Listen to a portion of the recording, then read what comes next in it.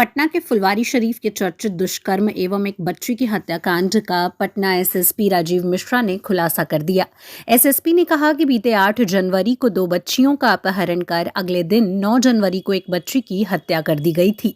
वहीं दूसरी बच्ची घायल अवस्था में मिली थी। जहां इस घटना को लेकर फुलवारी शरीफ में एफआईआर दर्ज करके एसएसपी के नेतृत्व में एक टीम गठन कर मामले की गंभीरता से जांच की जा रही थी। इस क्रम में ग्रामीणों और घायल बच्ची से पूछताछ में आलमपुर गांव निवासी देवानंद राय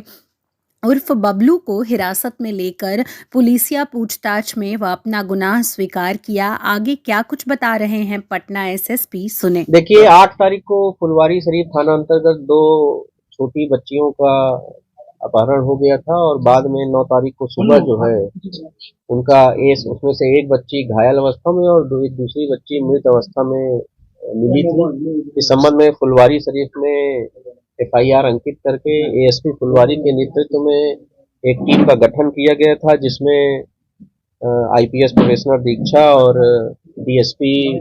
अन्नू, डीएसपी प्रोफेसर चिंकी, इसके अलावा टेक्निकल सेल के इंस्पेक्टर दीपक, एसएचओ नौबतपुर, एसएचओ महिला थाना, एसएचओ बेऊर और कई ऑफिसर्स लगाए गए थे। उसके बाद जो है हम लोगों ने कई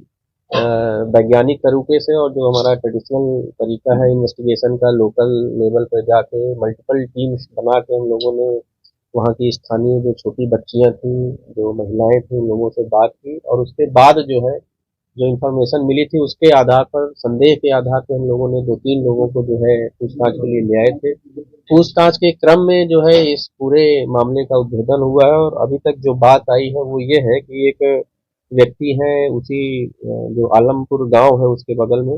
लगे हुए गांव है, वहां देवानंद राय उर्फ भोकलू, उनके द्वारा ये घटना कारित की गई है। अनुसंधान के क्रम में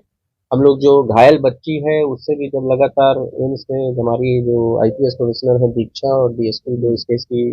चीफ आईओ हैं अन्नू, ये पूछताछ कर रही थी, तो वो बच्ची भी बार बार एक ही व्यक्ति की बात बता रही थी। हालांकि उसने 2 महिलाओं की बात की, लेकिन हम लोग को शुरू से ये संदेह लग रहा था कि महिलाओं की इसमें भूमिका नहीं होगी। तो बाद में अनुसंधान में यही बात आया कि इस एक व्यक्ति द्वारा ही ये घटना कारित की गई है। घटना का जो विवरण है वो ये है कि दोनों बच्चियां जो है वो जो गोबर से बना जो है उपला होता है, गोईठा जिसको लोकल लैंग्वेज में बोलते हैं, उसको लेने के लिए घर से निकली थी और ये व्यक्ति जो अभियुक्त हैं जिनको गिरफ्तार किया गया है, इनके घर के पास गई थी, इनसे पूछा तो इन्होंने दोनों बच्चियों को ये बताया कि घर में गोईठा नहीं है, खेत में है आगे। ऐसे इस तरह से बहला फुसला के उसको लेकर गए। पहले जो है गांव के बगल में ही कोई एक बाग टाइप है, वहां लेकर गए। वहां पर लेकिन फिर एक महिला आती हुई दिखी, तो फिर वहां से आगे बढ़ के गांव के बगल में ही नहर है, वहां लेकर गए। वहां फिर दूसरी एक महिला आती हुई दिखी, तो फिर उसको जो है जो तीसरा घटना स्थल है वहां लेकर गए। क्योंकि उस दिन काफी कोहरा था, हम लोगों ने जो 1-2 सीसीटीवी फुटेज देखा है उसमें भी काफी कोहरा है, जिसकी वजह से कहीं कुछ स्पष्ट दिखाई नहीं दे रहा है, इसलिए किसी ने इनको घटना करते हुए नहीं देखा। और इसके बाद जो है उसी घटना पर इनके जो जो मृत बच्ची है उसके साथ जो है फोर्सफुली जो है रेप किया गया और जो दूसरी इंजर्ड बच्ची है उसके साथ भी करने का प्रयास किया गया और बाद में जो है जो घायल बच्ची थी, जो मृत बच्ची थी, उसको वहीं बगल में ही जो निर्माण कार्य से कुछ सीमेंट के टूटे हुए ब्लॉक्स थे, उससे उसके सर में, दोनों बच्चियों के सर में मारा गया, जिसमें से एक बच्ची की मृत्यु हो गई और दूसरी बच्ची को भी मृत जानकर ही इनके द्वारा वहां छोड़ा गया था। उसके बाद गिरफ्तारी के बाद जो है हम लोगों ने अभियुक्त की निशानदेही पर जिस पत्थर से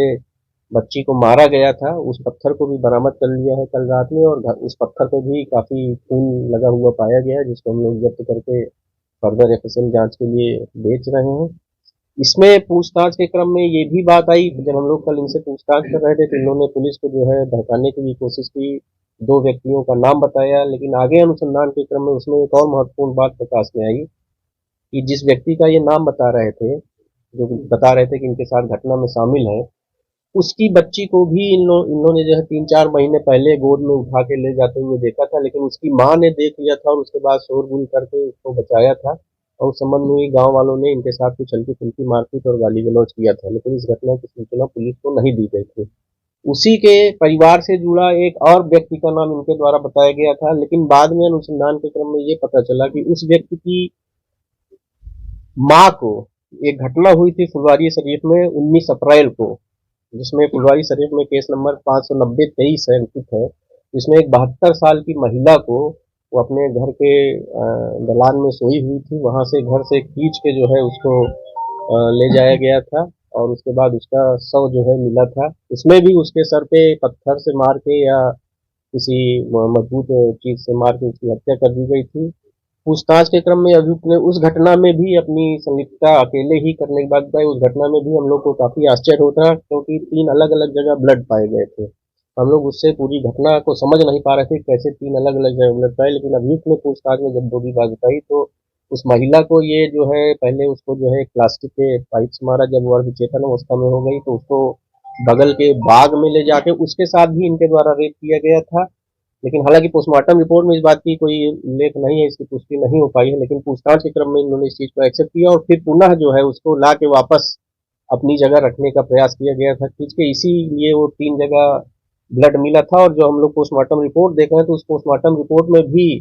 महिला के जो पिछला शरीर का हिस्सा उसमें काफी जगह इस तरह के इंजरीज पाए गए हैं, जो इस बात की पुष्टि करते हैं कि उसको काफी जो है जमीन से पीठ के बल खींचा गया था। तो उस घटना में भी इन्होंने अपनी संलिप्तता स्वीकार की है। उस घटना को भी हम लोग अब फिर से जो है उसमें इन्वेस्टिगेशन जो हमारा रुका हुआ था उसको फिर से आगे बढ़ा रहे हैं। इस प्रकार जो पटना पुलिस ने इस घटना का पूरी तरह से उद्भेदन कर लिया। जो पीड़ित बच्ची है उसका भी स्टेटमेंट हम लोगों ने लिया, पूरी तरह से स्वस्थ हो जाएगी तो फिर डिस्ट्रिक्ट स्टेटमेंट लेकर 164 का स्टेटमेंट कराया जाएगा। और आगे जो अनुसंधान है, जो सबसे महत्वपूर्ण बात है इस केस में कि पूरा इस केस का जो इन्वेस्टिगेशन हुआ है वो